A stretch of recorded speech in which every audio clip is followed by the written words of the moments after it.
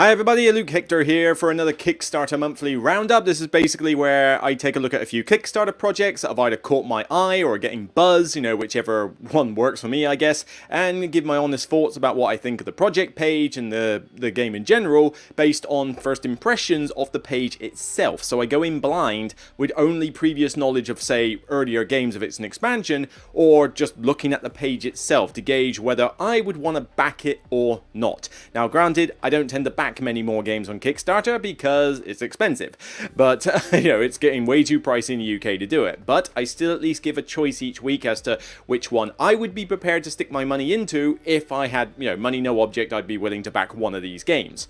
But we're going to go into blind. There's a bunch of them that have come out recently, and I'm going to take a look at, I think, 6 or 7 today. We'll see as long as my throat gives in. So okay, on with the show. So let's do big one here, Mordred. I knew nothing about this game before it was announced. It's like, what on earth is this?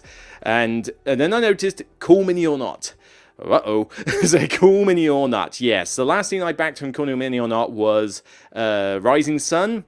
And even then, the kinks in the armor are starting to grate a bit. I still really like the game, but certain aspects of it are starting to grate. It's not hitting the table, and it was the last one I backed because I regretted spending that much money on it. Well, yes, it was a little bit on the expensive side. So other than the fact that I'm not a fan of this artwork on this cover, what exactly do we do in this one? I mean, I'm surprised. 8 days to go and it's not at £5 million. Blimey, Cool Mini or Not must be slacking off.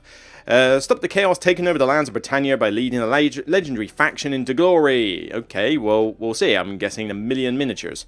And it doesn't look quite as grandiose as their usual fare, though. I mean, just a map of Britannia and some other bits. Of course, it's going to have some miniatures, a 90-minute game, although, to be fair, they say 90 minutes about all their games, and they do not take 90 minutes. But what are we trying to do here, then? So, make the use of unique abilities, attempt to gain the favour of Merlin, Mordred, and Morgana in a war that crosses over realms. So, area control, I'm guessing? Choose a faction, each providing unique spells and traits, and I guess area control the area. Plan your actions carefully. Beware of monstrous beasts. Here's an excuse to have giant miniatures, and, extra players. Okay, so... Whoa, $110. What, is that the base? Well, that's the only one. So, core box and all stretch goals, $110 before shipping, before VAT, before import tax. I mean, that's £85 for this game. Okay, justify £85, please, and I want to see something other than miniatures. Despite the fact you seem determined to shove it in my face every chance I get. Okay, there's a lot of decent factions in here. Knights, dwarfs, elves, a bunch of cool monsters. So, okay, yes, it's got some... What on earth is that? Is that a jester riding a horse nightmare? How does that work? Britannia board, Lost Lands board, stretch goals, basically more miniatures. Ugh. Lob. Giant spider with a web, don't like that. Boobo, oh, I like that. Big toad miniature. If you hear somebody bouncing balls outside, I do apologise. Sadly, I can't do much about the fact that I live in a suburb. Okay, so, I mean, apart from the fact that it's got cool miniatures, nothing about this is really... Oh, here we go. Oh, I was afraid of this.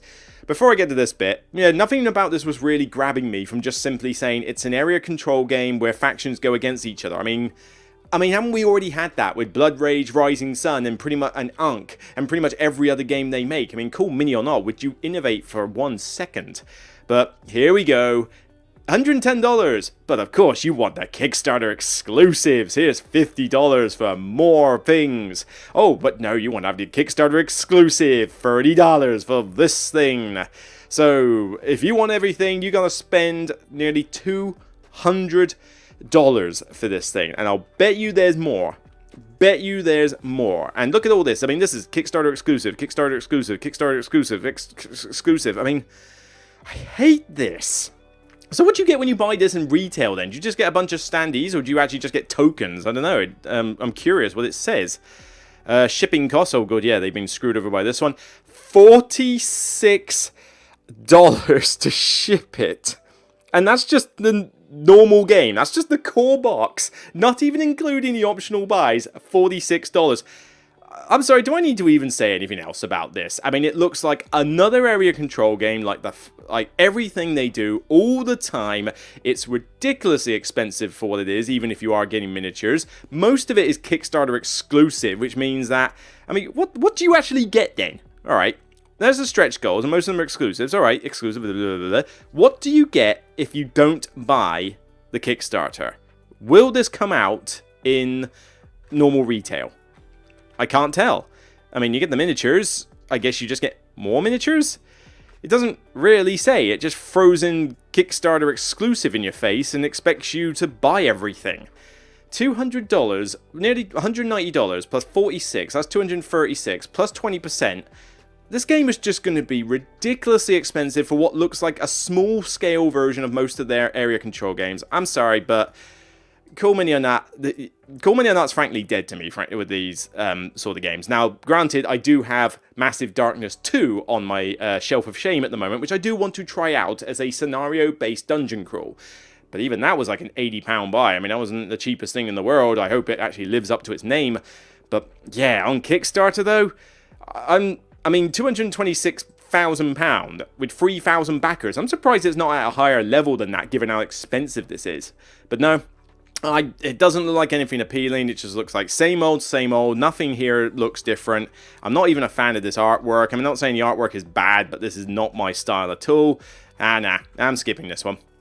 Alright, let's have a look at Coloma New Prospects. Now, a lot of people... There's a decent amount of people love this game, but I never see this game played. All I see is this game on second-hand sales or on bring and buys. Like, never do I see this on a table with anybody actually playing this thing. Now, it's only got 1 day left. I'm recording this on the 18th of July, and I probably won't get to edit this until the 20th, so this will probably finish by the time this goes out. But I'm sure there will be some late pledge for you to jump on. But I have played Coloma, the original one. Looks great. Very good artwork. Not too fiddly rules. Some of it's a little bit weird in places, but for the most part, relatively straightforward. But for some reason, the game just never grabbed me enough. And not because I thought it was bad or boring, but for some reason I sort of played it and had the impression of, huh, that's a Euro. And that was about it. It didn't sort of make me go, oh yeah, I really love this bit, therefore I want to jump in again.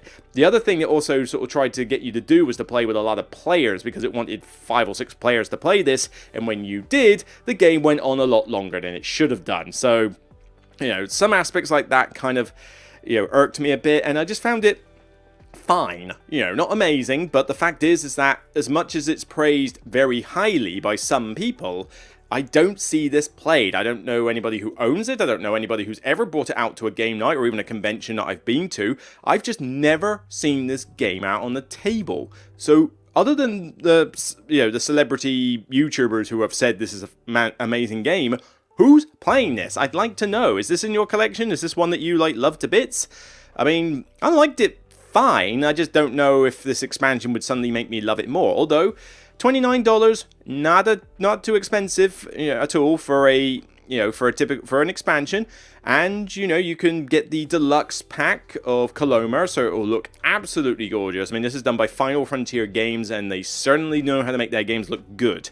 $108 will get you the base game deluxe and the expansion, so that's not a bad deal compared to most deluxe games with an expansion, although it's still not going to be cheap once you factor in UK VAT and shipping and all that. I suppose, what exactly are you going to do with the shipping side? Let's have a look.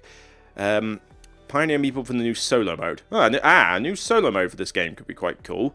Big box. Do you need a big box? Well, I suppose it gives you individual player trays, which are never a bad thing. $30 though to up the box size and get a few trays. I don't know if that's necessarily worth it. A few little bits like that. You don't need a playmat with a game like this. But the question is, where is the shipping?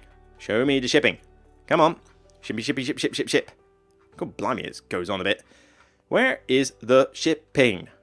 So who has talked about this game then? So Sam Healy, Rado, Dice Tower, and basically anybody. So not a lot of people outside of like some of the biggest names have talked about this game. Interesting. Shipping, here we go. UK, $15. That's not too bad. I mean, $15. But, oh, wait. For Deluxe Edition, $20.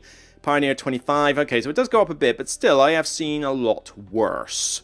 But then if you start buying the add-ons, you then suddenly have to up the shipping even more, which is quite a bit. But I think this one's just basically a case that if you wanted to jump into Coloma, now's your chance. You know, jump in for the deluxe pledge. It's not too bad a deal. If you are already a fan of this game, then what you're watching this for, you've basically already gone and bid on the expansion. But I'm gonna say the game was fine. Maybe I just need to try it again. Perhaps the first couple of times I played it, because I can't remember, did I review it? I actually can't remember if I reviewed it or not. That's how little I remember the game. I don't think I reviewed it. I think I played it a couple of times and thought this was fine, you know, but it didn't grab me. Maybe I need to play it again and try, and as time has gone by, maybe my tastes have changed and something about this will grip me again. But I don't know, I just remembered it being okay. Right, well, let's move on to something a little bit weird this week. The Gloomhaven Grand Festival. Now, I don't know why this is not loading here, but here we go. $4.something million with 30 hours left. Again, this might have finished by the time this episode goes out to air, but again, I'm sure there will be, you know, ways to get it after the fact. But this is basically them celebrating all their products, old and new, by re-releasing a bunch of them, but also by putting in something new. Now, you know my thoughts on Gloomhaven. Was fine. Nah, it was average for me at best. I think it's overrated as all get out. It's average. There's bits in it I don't like. It's too much of a Euro game trying to be a dungeon crawl, and I want the other way around. Like, I'm hoping that something like Massive Darkness 2 will appeal to be a bit more, because you'll have fun ways to play the characters, but at its heart, it's a dungeon crawl, whereas this felt more like a Euro game with a fantasy thing pasted on. So, but here now you can get Gloomhaven 2nd Edition. I can't imagine why you would buy a 2nd edition when you have spent that much money and that much time on the original version. That just seems like a storage nightmare. I know nothing about the roleplayer game. The miniatures of Gloomhaven, I think it was fine enough with the standees, frankly. I mean, let's face it, you've got you've got red and brown tiles everywhere in Gloomhaven with like dollops of pink. I mean, miniatures aren't going to make that look any nicer. But what I'm more curious about is this thing called the Buttons and Bugs. This is apparently a fast, compact, and portable way to experience Gloomhaven as a solo experience that can be played in 20 minutes on an airplane tray table. That is a big claim. Have you seen the size of airplane tray tables? That's a little bit hard to believe, but is there details here? Right, so here we got Gloomhaven Buttons and Bugs. One player, 20 minutes of scenario. This I've gotta see. Okay, so, okay, new little adventure, whatever. So, this box already looks... I mean, the thing is, yes, okay, you might be able to play this as a one-off. How big is this game here? Because it doesn't look that big a box, but that doesn't look very easily travel size here. I mean, there's a fairly sizable books next door to it. So, exactly... I mean, 108 meters, so... 108 by 78 by 75, so 10 centimeters by... So, I mean, okay, so it is pretty small then, but I mean, are you going to carry this on your on aircraft luggage? But then, what are you going to get in this box? So, 6 mini meeples, some scenario cards, a few character cards. Why would you want this? I mean, there's all this stuff in here. You've got tokens, you've got the ability cards, you've got little tokens here. I mean, how are you going to fit this on an airplane tray? Especially when you start like moving up the map. And you're going to use cubes with a tiny... I don't know who's after this, really. I honestly don't. I mean, if you want the gameplay of Gloomhaven, then you've already got Gloomhaven. Or you have Frosthaven. Or Jaws of the Lion, you know, that one. I can't imagine why you would have this. This just seems like a really niche thing that very few people are going to want. I mean, is anybody out there really desperate for this? That I am curious to hear about. I couldn't care less. This is not something that I would want if I was a Gloomhaven fan. I would want to have the big box experience if I was playing Gloomhaven. Not some, you know, not the next step from a print and play for an airplane tray, which honestly would probably struggle if you tried to fly on most UK flights, because our airplane trays are not that big. I mean, I don't know, American trays are suddenly huge, but also the fact that the second you have any turbulence, you're suddenly going to have problems. So this is not something I'm like really keen on. And then we've got the 2nd edition of Gloomhaven. I mean, good. There's probably stuff they needed to fix in the 1st edition, but would you really buy the 2nd edition if you already had the 1st?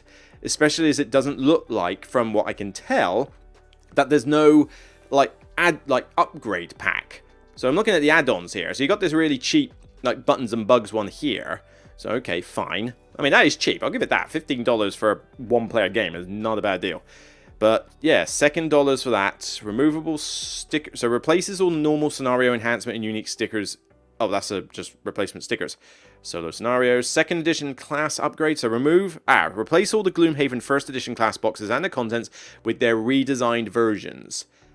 But that's just the classes. So what about everything else that you're changing?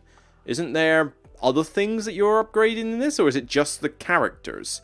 I mean, even if it's just the characters, $75, that's an entire game. That's a deluxe game. That is a sizable game for that price. And all this is an upgrade pack for some characters. Is that still value for money? I'm not so sure on that one, but I mean, I'm sure every Gloomhaven fan out there will find a way to justify every price tag on this list. And of course, you can grab Frosthaven for a lower price, quote unquote. You know, you don't like brown and red? Well, you can have white and blue instead. But I got some friends who are playing Frosthaven at my Southampton club, and they've been playing it for weeks, and they're enjoying it. But for a game that's like the second edition new and now, when I've seen them bring it out, it does look like a print and play at times. I thought they were going to at least up the look of the game or something, but I see like, you know, white character sheets with scribbles all over them. I see very basic looking tiles, not much in the way of you know, standees and that, and I'm like, am I really paying $180 plus for what looks like a pretty mediocre component game? Is that really the thing? I mean, I guess you're paying for the content, but still, I mean, this will get expensive once you start throwing all this in, and I don't think these miniatures are going to help the game enough. I think just stick with the standees. That's probably all you need, really. But as I say, I'm not a fan of Gloomhaven, but if you are a fan of Gloomhaven, then you've probably already backed everything on this list. But still, I'm curious, really, is anybody that excited about a $15 one-player travel edition of Gloomhaven? That I'm just a little bit curious about. Is anybody like gunning for this? If so, why? That's what I'd like to know the reasons. Okie doke, Planet Unknown SuperMoon. Now, I have already reviewed Planet Unknown, so by all means check out my video, but in a nutshell, I like the game. It's a good game. Problem is, it's a good game when I'm playing it solo. It's a much better game when I'm playing it solo. The problem is when you start adding players, the lowest common denominator problem comes back in, and also there is little to no reason to even have other players. You have a neighboring objective between you and the neighbors, which is basically have more of this color than another one. That's it. That's your sole purpose to have multiplayer in this game. People seem to claim, but yeah, you want to make certain that they don't take these tiles, and you know, when you're choosing your own tile. Nobody out there is looking at 5 other player boards with 2 massive boards in front of them with tiles and cubes all over them and deducing on top of their own requirements what tile they could get from every tile choice that you might select on the thing. That is not happening. Stop kidding yourself, okay? This game is basically a crapshoot when you have 5 or 6 players, because you might as well close your eyes and see what tile you get. It's literally just, what tiles did you get? Can you work with this? You know, it's random at that point. This is better with less players. And honestly, I got a decent amount of enjoyment playing it solo, but even the solo mode kind of got a little bit samey after a while. And, to the point where I've now got rid of this game. But the solo mode was good fun, but it was also a big box. This is not the smallest game in the world, and I just thought, I don't need another big box game for solo mode only. I've got enough of those as it is. But if you're a fan of Planet Unknown and you want to play it multiplayer, then by all means grab an expansion, because why not? Getting more maps and getting more stuff, more stuff to enjoy the game with is no doubt going to be good. But here's a couple of things. You've got to pay for the full expansion to get a lid. What? Apparently, because they didn't think that maybe tiles might fall out of the thing when they packaged it the first time, they basically have now said, right, fine, you can have a lid for the Susan. This isn't just for people who transport their games or store their box transport their games. It doesn't have to be stored vertical for the tiles to fall out of that Lady Susan. They will fall out generally. But you've got to pay the $30 to get the lid. So you have to buy this expansion. Whether you wanted it or not, you've got to buy this to get the lid. Have the lid have the lid as an add-on, or have the lid be free or something like that, you know, when you buy the, you know, or something like that for backers, I don't know, but charging for it is a little bit weird. But still though, that's a cheap expansion. $30 is very, very, very cheap. I mean, $130 to get everything is still quite pricey for the game. I mean, you get a decent amount of stuff in the box, but... And I suppose you are getting the deluxe edition, which means you're getting all those extra gameplay elements that in the review I mentioned should have been in the base box to begin with, but at least you're getting them now here. But, yeah, I mean, I gotta give it props. $30 is cheap if you're just getting the expansion on its own. Naturally, that's going to have shipping and VAT shoved on top, but I've seen worse prices for an expansion, and the question is, what do you actually get in it? So, what was it? Inside the box. So, some satellites, some more tiles, 6 more boards, and that's good because it is cool to have a lot of those boards. 2 triple-layer corkboard halves. Oh, modular ones. Oh, okay. Some more milestones. Yeah, they do need more milestones because there really isn't enough of them in the normal game. More event cards. I didn't really like that event deck, but you had to use it in the solo, so you didn't have much of a choice. More terrain patches, okay, and of course you get all the stuff that you had in the deluxe edition. 0 downtime, that is not true. You have to wait for people to finish their turn, that is downtime. Okay, but fully asymmetric, dual resource polyominoes, yep, so this is basically stuff to do with the game itself. But as I say, it is a fine game, I don't think it's bad at all, I just think that it was kind of a little bit like overhyped for after I played it. But it didn't win the Kennerspiel, although, funny enough, it probably ought to have won the Kennerspiel, because the idea of challengers winning the Kennerspiel award just doesn't make sense. A party game winning the Kennerspiel, that's just weird. At least out of those 3, I probably would have picked Planet Unknown to win it, because it just fit the bill easier. But, I don't know, this is one that I would play if you put it in front of me, but it's not one that I wanted to keep. And even then, if we're playing this, I'm not playing this with more than 3 players, because there's just no point. But yeah, if you're into this, then you've already gone out and grabbed it. Although, let me hazard a guess about something here. So what have we got? Dice Tower, some dude I don't like. Board Game Teacher, Planet Unknown Solo Playthrough, Dice Tower again, Game Boy Geek, and I'm sorry, Planet Unknown Polyomino Space Game.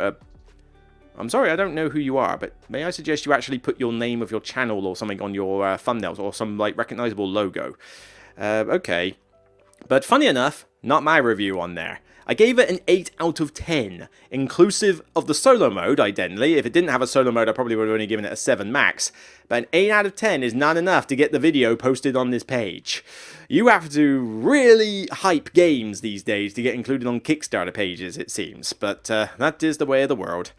Oh well, moving on. Nestlings by Tangerine Games. Okay, so this one's only caught my eye because it looks gorgeous. That cover is lovely, and I must admit, this whole birds thing, I mean, look, for all the people who hate on Wingspan, they go, "Ooh, birds is a dumb theme." I'm sorry, these are the same people who would play something like Coal Baron, or Brass, or Furnace, or Darwin's Journey or something, and go, "Oh, this is really good setting and theme, I love this." I'm sorry, you don't get a say in the matter to talk bad about birds. Birds are cool. Animals are cool. Animals greater than people, frankly. But here we go. 1 to 4 player, dice placement, area majority board game of gathering resources and feeding your nestlings. Okay, but this sounds nice and charming. It's doing pretty well. 3 days to go. So not long by the time I edit this video. A lot of stuff is ending pretty soon. I mean, when's Planet Unknown ending? Please tell me that's not ending in like 19 hours or something. Oh, it's got 10 days. That's good. Alright, so let's have a look at this one.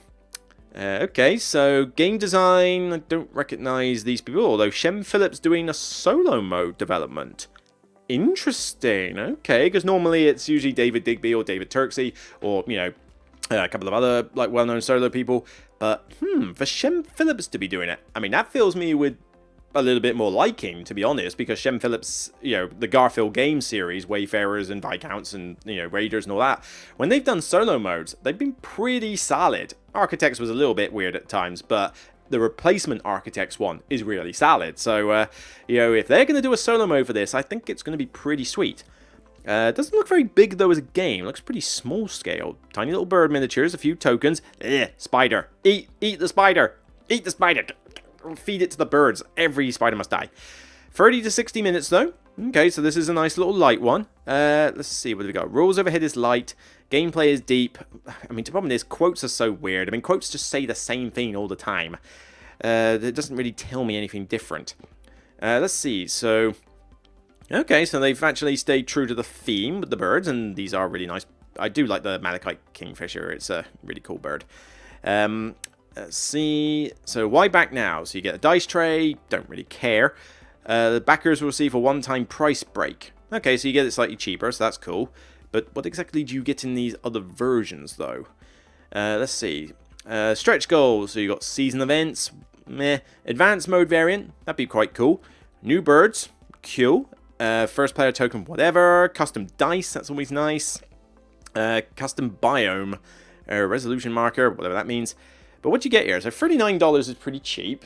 So, small game board, gathering game board, some meeples, player boards, bunch of cards, bunch of dice, and some bags as well. I mean, this is not a bad set of stuff for $39. Pretty cheap. And you get a bunch of these little things, and... spider. Oh, I hate the spider. I hate spiders. Alright, okay, so you got the segments, solo board. Okay, you get a decent amount of stuff in here for $39. I've got to give it that. But what do you get in the deluxe one then? So what does this want me to spend nearly $80 for? Okay, so you get dual layered boards. Nice, I do like dual layered boards. Bird miniatures, take or leave. 5 standing bags. Is that a thing? Circular bases, standing bags. That's quite cool, I got to admit. That does seem like a cool concept. A custom insert. Okay, nice. With player trays. Yeah, that sounds pretty good. Wooden resources. You get quite a lot of stuff in here for the deluxe version. And screen printed. This is not a bad deal, to be honest. $79 for this is not a bad deal. And even if you just want a retail version, that's still a decent amount of content. Don't care about the dice trays. I'm not fussed about them. So, once you get past all this stuff, what's the actual gameplay like? Why do Kickstarter projects always have to do this thing where they spend 500,000 years like going through what's in the thing and what you can buy before telling me what the game is like? Alright, so what have we got here? So, each biome is populated with unique resources. Okay, roll your dice. Choose to re-roll. After rolling dice, you place a die in a biome matching the icon on the top of the die until you've placed all your dice, chosen the pass. The competition is rooted in gaining priority in the dome, so it's area control in a sense. So who placed dice if a player places more dice? So it's basically area control in a sense. This kind of reminds me a little bit of Waggle Dance. Gaining priority is crucial to getting what you need. We'll choose which resource they take first, as well as which type will get discarded back into the bag. Oh, okay. Alright. Feed your native resources or save them in order to... Alright, save them, okay. Feeding your nestlings will pay off immediately, resulting in victory points, while saving them to complete the gathering goals or in your own private nest goals is a long-term strategy. Cool, alright. But I guess, why would you feed your birds immediately then? Why not just save them for the goals? Each time a player collects a unique resource, they gather the corresponding biome segment, adding it to their resource ring. The resource ring features a wealth of opportunities. Each one is scored, making it valuable to diversify. That's different, okay. The usual folk doing it. Anybody? Antlab Games. Okay, could check their video out. But nobody else, no other small folk doing this. I mean, seriously, come on. Small creators, support small creators. Hashtag support small creators. Come on, get some other people to look at your stuff. And I'm not talking about me. I mean, honestly, indie Kickstarter people, could you stop emailing me, please, with your like really cringeworthy pitches for your games, okay? I've had some belters in cringeworthy lately for stuff that's been sent to me, which is clearly, you don't know who I am, you don't know what my channel is, you've not watched a single video I've done, you refer to me by my channel name, not my actual name, despite the fact that I think I say it on the start of every video what my actual name is, and why? And then it's like, this is a game I want to do, please let me do it. I love your videos, even though I've never watched a single one of your videos and will never watch a single one again, despite what you do for me. I'm not doing Kickstarter previews anymore, apart from really, really choosy ones, okay? Like, I'm going to handpick which Kickstarter ones I do, and they're going to be ones that I'm really adamant about. Something like the Kings of Ruin, Tainted Grail would be something that would be like, oh yes, I need to look at that. Otherwise, stop emailing me with Kickstarter requests. Okay, so... Alright, so what was it got? UK, $12, $13 to ship. I mean, this is not an expensive game. other than the deluxe version, but then you're still getting a decent amount of stuff in the deluxe version. The question is there enough of a game here? I mean, that sounded like a nice little game, but is it enough? And there's not a lot of backers for this. I mean, only what, like 400 backers there, 397 there, 163 there. So there's not a lot of people backing this at all. In fact, yeah, barely got, what, like 1,000 people backing? And it's already on 63,000. How does that work? I guess that kind of works, doesn't it? 63,000 divided by 63 pounds. Yeah, I mean, that does work, I guess. Yeah, that does, the maths checks out. But, yeah, reduced shipping actually made a big deal of it. So, I mean, yeah, this looks interesting. I'm curious about this game. I don't know much about Tangerine Games, though, and it's their first created game, so that does worry me a little bit. The fact that it's like first time game, but it does look nice and it's a nice little theme. But is it worth $80? It probably is worth $39, but am I going to feel like I really want those upgraded components? We'll have to see. Alright, Shards of Infinity. Right, I can't remember what this game is like. It's a deck building game that's against other players, but I've only played it once. And it just didn't grab me at the time. It was a bit like Coloma. I played it, thought, oh, this is fine, but then didn't think much of it after that. So now you can basically get like a big collection of the base game and a bunch of expansions. Okay, cool. So this is your ultimate, like, main one. $60 is not that expensive. £46 for everything in one box, plus shipping and taxes and all. But still, that's not too bad when it looks like you're getting 4 boxes worth and some exclusives and probably some other components on top. So it does look like a pretty decent deal. But I cannot for the life of me remember how this game works or whether it was good or bad. It just didn't leave enough of an impact. So you get a bunch of the... Alright, let's find some gameplay. Here we go. So gameplay. So you win by defeating your opponent. So it's kind of got like a Star Realms type feel. Yeah, because I know people compared it to Star Realms a lot. So you get the starter deck, fine. Center row, cards that you buy. Use crystals to buy cards on the market road. Right, this is standard deck building stuff, which is good. I do like deck builders. So... Mastery represents your control over the shards. You can spend crystals to increase your mastery by 1. The more mastery you have, the more powerful your cards become. And with enough mastery, you use your infinity shard to win the game instantly. Yeah, I remember about that. Yeah, so it was like a massive card that you played to just say, I win. Mercenary cards can be played from the center row instead of adding them to your deck, so altering the course of play. But that's pretty cool. I do like that in games. Relics, cool items. I mean, as far as I'm aware, I remember the game being decent. I just don't remember it leaving enough of an impact, possibly because it was like a generic sci-fi theme, and it's just like, okay, this looks like Magic the Gathering, but done as a deck builder game. But I remember it being fine. Would I want to grab this, though? I don't know. I mean, cooperative and solo play sounds pretty cool, but is there enough about this to make me want to sort of grab it back? I don't know, really. I mean, yeah, I know that Z really likes this game. I know he's quite a fan of it. Was it Z or is it Tom? I can't remember who said it in that list. But yeah, plenty of Dice Tower stuff there. Blue boards, again, any small creators? I'm assuming a couple of these are, but I don't know. And oh, God blimey, what's the shipping on this? Ugh, $25 on top of that. So you're paying nearly half the cost of the thing itself just to ship it to you. And that's before you add VAT on. That's... yeah, that's pretty pricey. I don't think this is justifying that kind of price tag. But if you want to jump into Shards of Infinity, this is probably the best way you're going to do it. But hopefully it will come out on retail, and you'll be at least able to buy it then. But yeah, I don't know. This is quite a lot of money for what you're asking here. But I don't know. I'll leave it to you to decide. And then finally, Hamlet by the Lake. Now, I've also done a review of Hamlet, and I guarantee you that that review will not be on this page.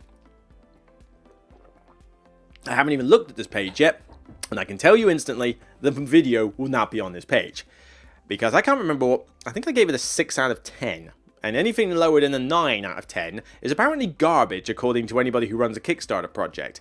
Anything less than 8 is apparently meh or bad, according to people who have commented on my videos, it seems. But Hamlet was an okay game. It had promise.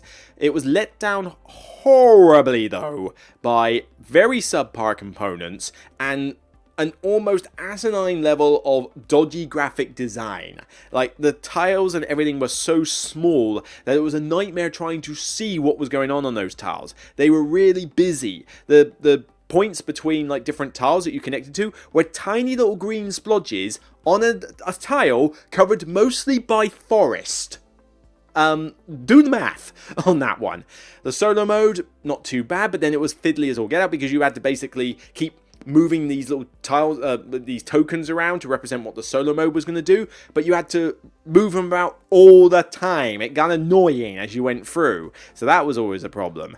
The game itself had promise though, like there was some good mechanics in it, but it just became too impractical to play. Not to mention, I also found times that if you played this with more than 2 players, you ended up with situations where you could be shut out of several turns because of the way the game is. Like, I had a 3-player game once. I was shut out of the game for 5 or 6 turns in a row because the other 2 basically grabbed resources and replenished. So one person had a bunch of resources and the other person had a ton of money. I couldn't do jack because I was 3rd in the turn order, and so I got shut out of the whole game, and there was no way to recover from that. That sort of thing happens in a 3 or 4 player game, so this is really a 2-player game, and again, I'm not going to get that to the table. So, what have they done with, let's see, what have they done with the expansion then? I'm hoping that somewhere here there's a way that they've reprinted the first version to make it bigger. New wooden church, oh god, yeah, that cardboard church, that was such a bad component. Okay, so doesn't look like there's a huge amount in this expansion, though. I mean, what'd you get? Wooden church. This is just Founders Deluxe Edition. So you get the expansion. Oh, I see. So you can get the whole thing again, is it? What do you get here? So you get the upgrade kit. So if you back this up, you will receive the free returning backers upgrade kit. This $5 will go towards shipping. So what do you get in that? €30 for the expansion. €55 for the deluxe edition, which is not a bad deal. €80 for the Hamlet pledge and this, which has all the new updates, is not a bad deal either. It's a pretty good price. But okay, so what do you actually get in this though? So upgraded graphic design. So old and new looks exactly the same. Is it just the fact that they've made it bigger? I think that's what it looks like. But then it's not that big. It's not terribly huge. I'm a little concerned that might just be a little bit, like almost a little bit too little. I mean, yes, granted the new is a lot easier to read than the old, but still, it's still not the easiest thing to read, green and black on a tile that's mostly consisting of green. But, okay, what can you do with this one then? So you can get hamlets and create lakes with fishies. Okay, that's quite cool. And you can send people to go catch fish. Wow, I like these animations. We've done pretty well on these animations. Villagers can fish lake tiles adjacent to the building they're working at. Okay, cool. Put boats out. Prepare meals to gain an ability. Sweet. Feels like I'm playing Valheim all over again. Although saying that, have you ever fished in Valheim? Oh god, it takes forever. I hate fishing in Valheim. But then to be honest, I also hate building the base in Valheim. I'm much better at going out and killing stuff and exploring and resource gathering. That's the role I play when I play with my multiplayer mates on Valheim. I let somebody else do the base building. You know, it's like I come back to the home with tons of like hides and resources and the slain, you know, skulls of my enemies. Somebody else builds me the fireplace. Okay, right, well, let's see if... not Mark Dainty's done some stuff on this so far, by all means. That's a pretty good one to check out. Let's see. So, it doesn't look like you get much in the expansion, though. I mean, for $30, all you're getting is basically some fish tiles and water tiles, and that's about it. It's not a huge amount. But, buying the bundle at €80 for the deluxe edition and the expansion together with the new graphic design is not that bad a deal, price-wise. I'll give it that. And this is the only way you can do it, though, so Kickstarter exclusive. Although I say it's the only way for you to grab it. I grabbed the other one at Essen, so, you know, and I think I had to buy it myself. I can't remember. Yeah, I think I did have to buy it myself. So again, I did the review unbiased. Okay, so what do you get? So you get those. So you get custom. So you get the custom meeples, and these were cool. The wooden church will be a lot. But well, the problem is that this wooden church is a double-edged sword because on the one hand, the original cardboard church was garbage, absolute garbage. It came apart. It was a nightmare to put together, and it was horrible. But the thing is, it also blocked view of the tiles behind the church from when you were sat next to it. So yes, this one will be made out of wood, but most people play with the flat tile and don't even play with the 3D church because it blocks line of sight. So making it out of wood is not going to make a difference. 3D menu board and a bunch of wooden tokens. Cool. Custom print. Founders would come. Yeah, no, don't care about unique numbers. Who cares about unique numbers on games? Oh, I've got copy number 4,367. As if anyone cares. Let's see. Some updated tiles. So exactly what is this thing? So resources are bigger by the looks of it. Okay, cool. Yeah, it does look like they're bigger. There you go. Bigger non-custom cut resources like the retail version. Oh, well, are they the same? Because the ones in the retail version were small. But full set of base game tiles with larger icons. But the tiles aren't any bigger. Which means that this game is still going to be pretty compact. Again, a double-edged sword, because it was quite small before. Putting triangles in the little tiny gaps was my most wanted feature for an expansion. Wow, okay, doesn't take much to impress you, does it? Seriously, that's what you were killing for? Oh, I can put little triangles in tiny gaps? That's the best quote you got? What? That's like me saying, oh, I love being able to slot Tetris pieces in the places I already couldn't, and putting that as my quote for Alice's Garden or something. That doesn't work. Alright, so lake tiles, building tiles, another canvas bag. I don't know if they fixed the solo mode or not, but okay, so I mean, this was compact, but it was just fiddly. That's the thing. It was fiddly to do it, and it was a nightmare trying to see everything on there. I don't know if the updated iconography is going to be enough to be able to see what's going on, because it's still busy, and it doesn't look like they've changed the design on the tiles. So if I go back and find the tiles, let's go and find an example here. So I need a really good big view of a tile. Will that do? That's not too bad. So this has got the upgraded components. It looks like the green splodges on these tiles. I still can't find a decent zoom in one, but it looks like the green splodges that are on the edge of the tile to denote, yeah, this is where it connects, still remain, and they were hard to tell. So I don't know. Paul Grogan's done a tutorial on this though, so at least if you want to know what's in the expansion, then by all means, July the 11th, yes, he's already put it out, of course he has. I haven't watched it myself, I don't have Hamlet anymore, so I've got no interest in the expansion, but by all means, check out his video, I'm sure he's done a good job as always. Okay, and Mark Dainty, don't forget his, yeah, go check out his as well. Hashtag support small creators. I mean, I'm not interested in this myself, but I think if you're a Hamlet fan, or you were thinking of jumping into Hamlet, then this is probably the best way to do it. Certainly don't try to find a second-hand one, because you're just going to have that horrible, old, really tiny graphic design. What have we got here? So, Maggie had a smile from ear to ear. She just loved this game. That doesn't tell me anything about the game. That's just you saying you love it to bits, which, frankly, as far as I'm aware, you love everything. I need actual concrete information. I don't think I'm going to get any concrete information here. I'm just, yeah. And yes, my video is not there. A 6 out of 10 is not going to be on this page. I have no qualms about that. That's kind of obvious. But, I don't know. If you want to get into Hamlet, then now's the time. This is a good way of doing it. I think €80 is not a bad deal at all. Although you are still paying a good €100 plus by the time you've shipped this and God knows what else. So it's still going to be pretty expensive overall.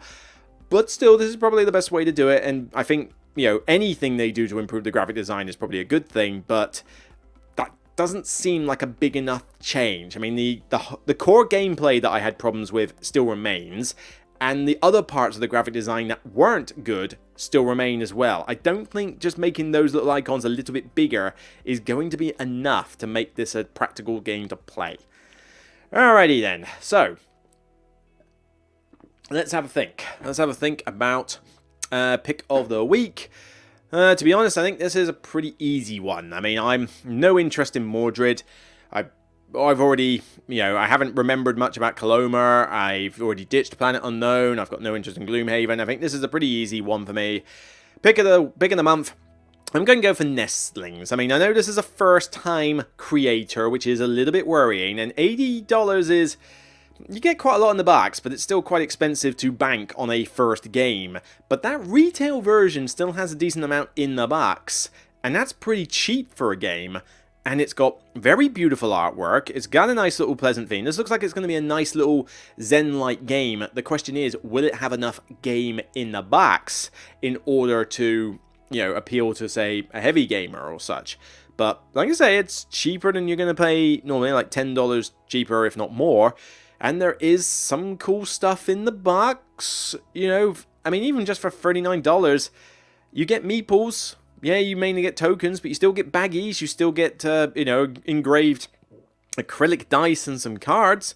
And a bunch of punchboard resources. So it still looks pretty cool, but I gotta admit, that's a lot of cool stuff that you get in the $79 version. I mean, custom inserts, wooden tokens, screen printed wooden tokens, stand-up bags, miniatures. I'd be tempted to back this with my own money, but that is quite expensive. I don't know if I'd want to... I mean, what's that? £61 plus whatever it was to ship, plus shipping. It would be quite expensive, but it does look nice. It does look like a very pretty Zen game that I might be able to play with light gamers, so we'll see. Sadly, no small creators have taken charge of this. Well, I suppose I could check out the Antlab preview, but, you know, I'm fine with Antlab. But, yeah, I would have liked more people to have looked at this to see if it's really something I want to go by, but I don't know, we'll see. I don't know. I'm curious about this one. And like I say, Shem Phillips doing the solo is also a good sign as well. That should mean that the solo mode is going to be pretty sweet. But, yeah, pick of the month. If I was going to, you know, if you were to give me the money to back any project I've talked about so far, I would go for this one, Nestlings. I think this one looks like it will be a nice little charming game. But will it be enough of a game? We'll have to wait and see. Alright, well there you go. There's my thoughts/rants on various Kickstarter projects. I mean, I'm not seeing a huge amount this week that I was interested in, but then some of this was expansion stuff or, you know, expanding games that I don't have anymore. I think if you're into Hamlet, if you're into Shards of Infinity, if you're into Gloomhaven, I don't know, Gloomhaven, that little one-player game, I don't know, but Shards, Hamlet, and Planet Unknown, these are going to be some cool Kickstarters to get involved in, but you are paying a decent amount of money for them. No interest in Mordred. I mean, nothing about that game appealed to me at all. It just looked like same old Cool Mini or Not doing the same old shtick, and the shtick that they do is why I haven't backed a single game from them since Rising Sun, which is going back a bit, okay? I mean, I bought Massive Darkness 2 forgetting it was a Cool Mini or Not game, you know, so as I almost feel bad buying that, but hopefully it'll be a good game, we'll see. But yeah, that Nestlings one kind of took my fancy there. It looks like a nice little charming game, and birds are cool. Deal with it. So yeah, that's it for me on this episode of The Broken Meeple. I'll see you in the next video. Check out all the other stuff I've done, particularly the best of the roundup of the first half of 2023. That video is gaining serious traction. Thank you very much for people who have watched it and commented on it. It's basically where I talk about the best, the worst, the disappointing, and the surprising of games that I've played so far in 2023 out of 2023 released games. It's been an interesting start to the year, but there's a lot more to come, and of course, I'll be here to give my honest thoughts on it, whether or not you might agree with them. That's just the way I roll. So take note, it's your money, spend it wisely, and do your research, and above all, remember, it's only a game. Bye for now, everybody.